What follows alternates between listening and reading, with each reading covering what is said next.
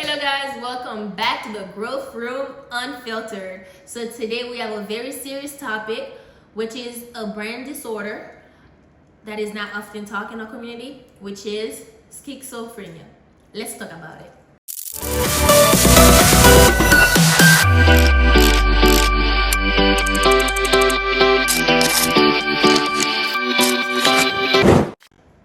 Wait, so what is schizophrenia? And I'll start with this because I do know like many people when they hear the word, they automatically think of danger. They're like they think it's like a dangerous behavior, like you know, people have multiple personalities. But that's really not what schizophrenia is. No, it's not. So what would you guys say the common symptoms are, if that's not it? Well, there's positive symptoms and negative symptoms. Yeah. And stuff. For example, like hallucination, delusions, disorganized thinking or speech, difficulty concentrating, social withdrawal or lack of motivation, and as well as symptoms. But the symptoms itself can vary in severity. So it's like not everybody's gonna have, you know, those symptoms. Some people might hallucinate, and then some might not. Type of thing. Yeah, So, and that's kind of like one thing that a lot of people needs to understand in disabilities or disorders in general. It's just like it's different in everybody. It's not the same. Just because like you meet someone and they say, oh, you know, I have this disorder, don't automatically think, oh, this person is dangerous, I need to stay away. And that is one thing that we need to advocate and teach others, because yes, they don't understand, and that's why there's a lot of misunderstood in our generation, because people, not only in our generation actually, like this has been happening for a long time. People just believe everything that they hear on social media or from other people without actually doing their own research, and that's a problem that we have into this world. Yeah, like I think back then they thought it was like some kind of like devilish thing. So I think, well, They don't still quote me do on that. think Don't quote me on that that. till But I now. know, I think like back then they thought like they would actually have the pastors come and pray for the people because they thought like they were possessed or things like that. So it's like that's not what it is. And then eventually, you know, as time goes on with more research, we learn that, you know, that's not it. Because I feel like, especially growing up in Haiti, it feels like I've seen people like that before, you know?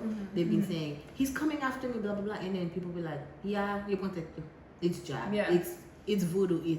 They call it every other thing, but like, they don't really think of it as a real mental disorder. They just think, Like, oh, that person is crazy. exactly. I mean, it's mostly because, you know, in some countries, it's not fully developed for them to understand what it is. And even here, it took people, like the scientists, a long time to actually realize that these people are actually going through this. Yeah.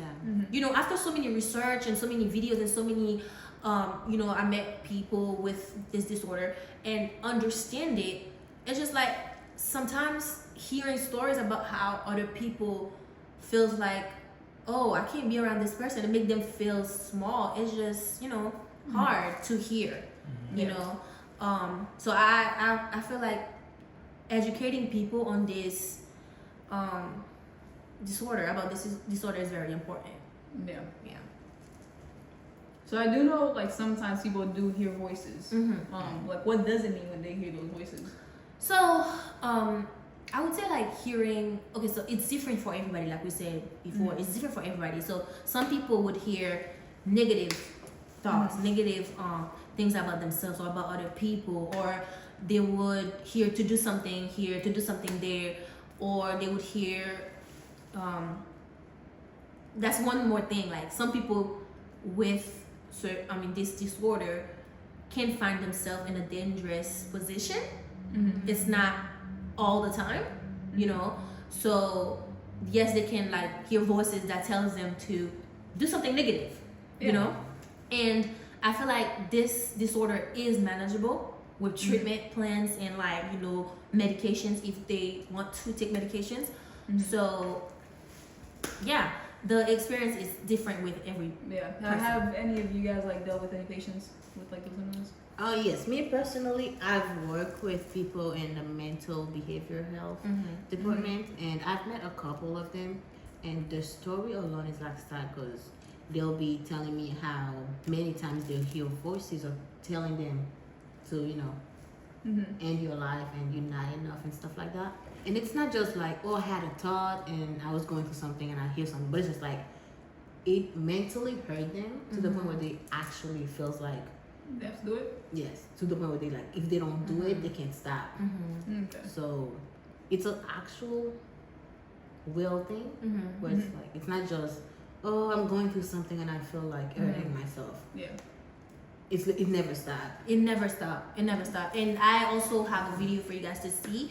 One person an individual going through a schizophrenic episode. Yeah. Okay.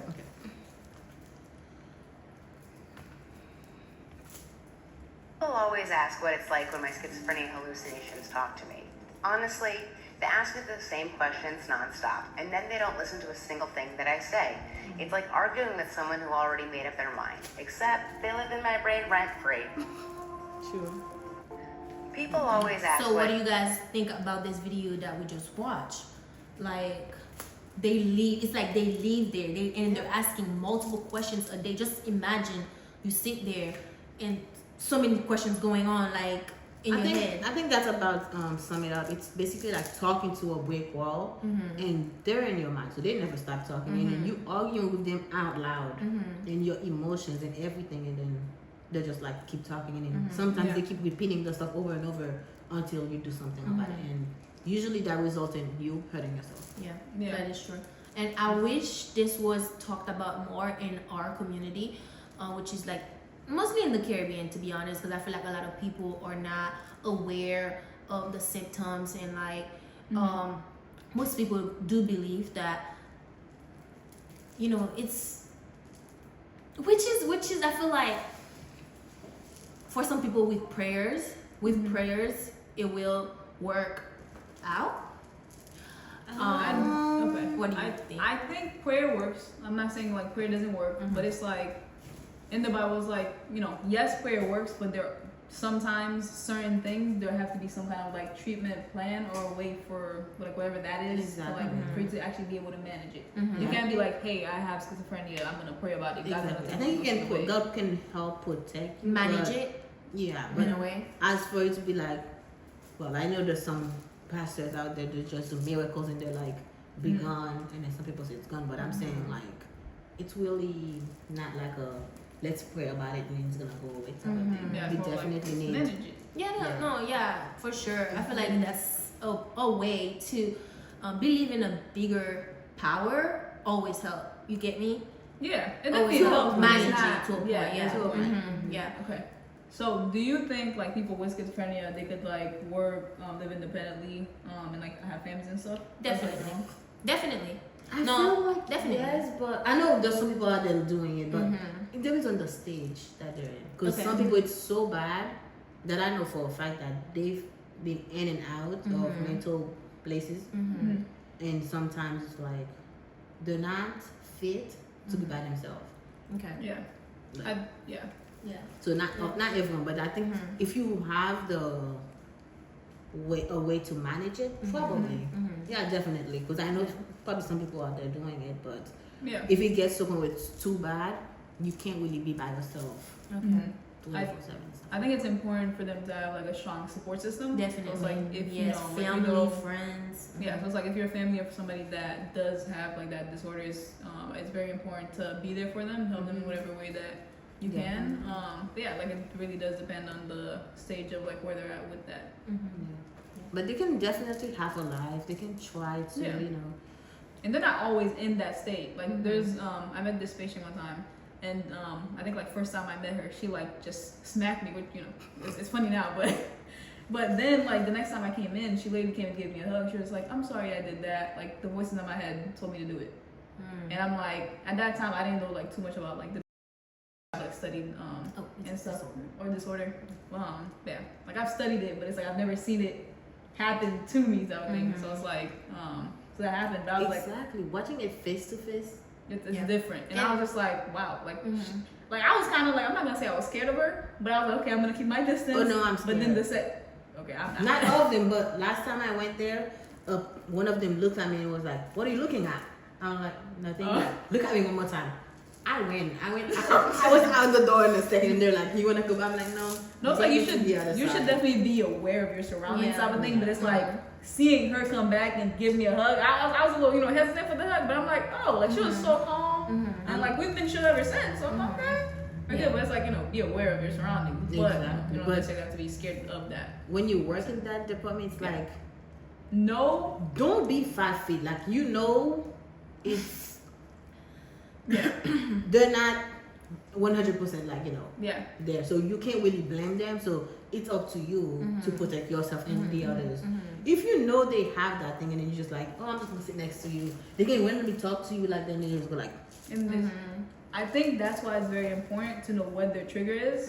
Yes, so like if you know somebody, know their triggers and know when that switch, when you feel that switch, like I know like one of them, you could tell like he started moving his head and then boom, he goes into that mode type of thing. So it's like then hey, now I know to be very aware for this specific amount of time. When they come back, okay, you're good now type of thing. Because I know one of them was anything that had to do with God. Somebody sneezed, we're like, God bless you. It was like, say that one more time. They go from 0 to 100 real quick, and only if you know how to manage them, only if you know them well enough to bring them down. So most of the time, they just give them booty. And one more thing is that there's so many different resources out there that a lot of people don't even know about, and that's why it's so important to educate and do your own research. Like even if you're a family member or you're a friend, don't just go based on what other people are saying or the myths on the internet. Do your own research. I'm not talking about what is the research that people don't really trust on the internet. Wikipedia? I'm not saying it's wrong, but like do research that's like peer reviewed, like it's based on real research evidence. Yes, that's very important. Don't just go on TikTok or go see a doctor, or based on what people say. It's So let's talk about some of the myths that people have said. Okay. Before that, we will put the hotline phone number down below. Oh yes, that is one more thing. We will provide some resources that are very important, even if we don't know exactly where you live or what state or even different countries. If you are in different countries, it's very important to know. We'll put some resources down. In the description. Please click on the description, and then there will be links you can click on. If you're inside the US or if you're not, there'll still be while some stuff you're online. there, there's this little thing up there. It's a liking button. Press it.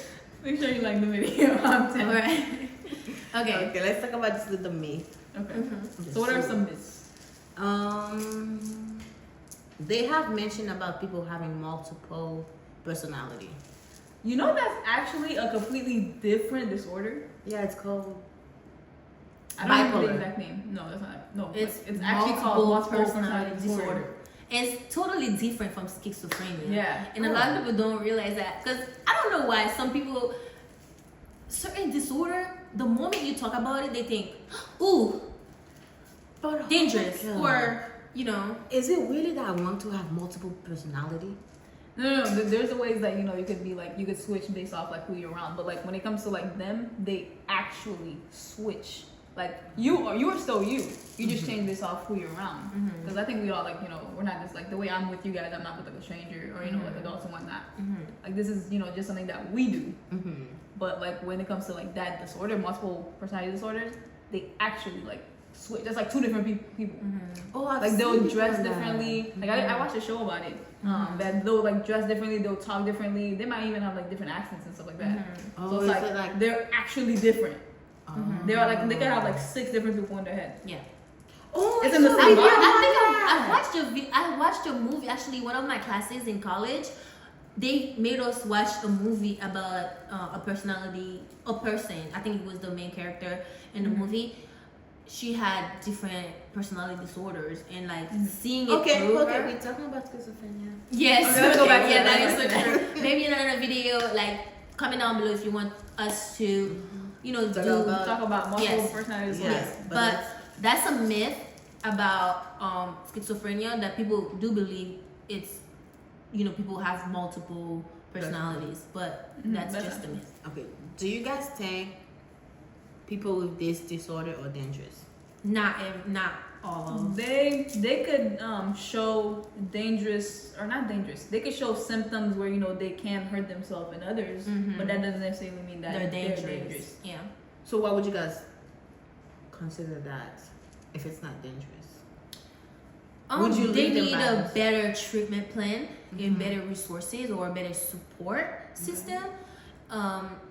But I wouldn't say, oh, if you meet someone with the disorder, oh, you automatically think that they're dangerous. Because some are very normal. Like Very some, nice too. Like Yeah. I've worked with some individuals, and you would never know if they don't, No, they don't tell you about it. they don't say anything about it, and that's kind of like why it's just not a great thing to assume that someone is dangerous just based on a disorder.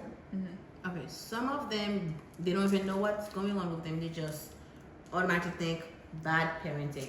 Another myth is that people think that schizophrenia is caused by bad parenting. Yeah, No, that's what it's at. and that's and these videos, I feel like I love making these videos because I feel like it's not really talked about in our community a lot.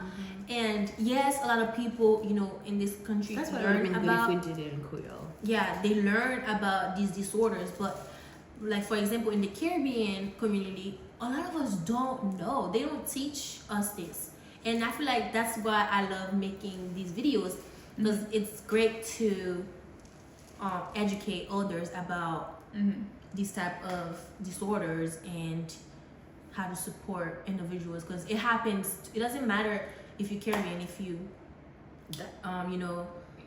from Asia, from India. Yeah, wherever you're from. Yeah, it doesn't. Everybody needs to know about it.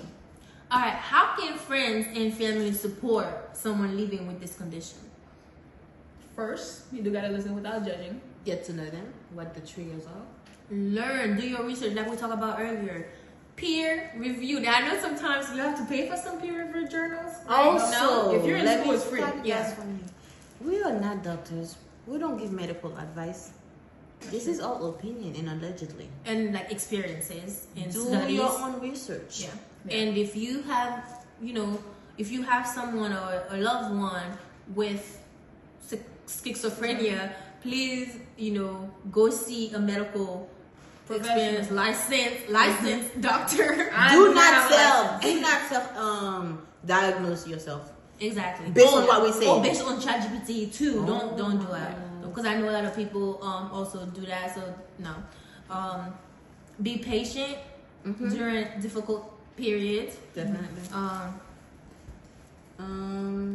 Very, very important. Focus on the individual and not the diagnosis. Exactly. That's very Don't look important. at them like they're sick. Don't make them feel less than. Yeah, because everybody.